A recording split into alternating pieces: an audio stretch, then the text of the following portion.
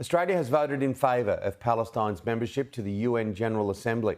Shortly afterwards, a US government report revealed Israel may have breached international humanitarian laws in Gaza.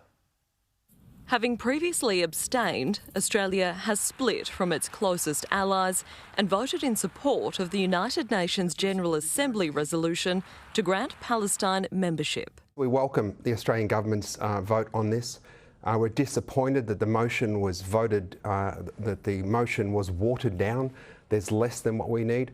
For Palestinians, we're disappointed that 76 years later, the UN still fails to live up to its ideals. Of the 193 member nations, 143 supported the motion. 9 opposed, including the US and Israel. You are shredding the UN Charter with your own hands. Yes, that's what you're doing, shredding the UN Charter. Shame on you.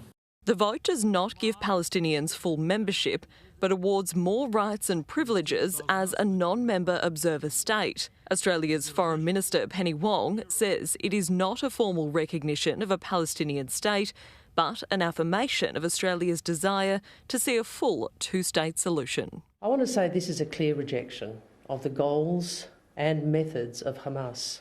Hamas does not want peace, and it does not want long-term security for the State of Israel. A United States government report reveals Israel may have breached international humanitarian laws in Gaza with its use of weapons provided by the country. According to the US State Department, it is reasonable to assess that defence articles have been used by Israeli security forces since October 7 in instances with its IHL obligations or with established best practices for mitigating civilian harm. Senator Wong refused to comment on the report, but reiterated Australia's call for Israel to comply with international humanitarian law. I've read those reports. They're obviously concerning. I'll leave the US to respond directly to its own report. Israel, all parties, must comply with international humanitarian law. We've been clear about Israel's obligations to comply with international humanitarian law and with any determination of the of the ICJ. Christy Lloyd, Sky News.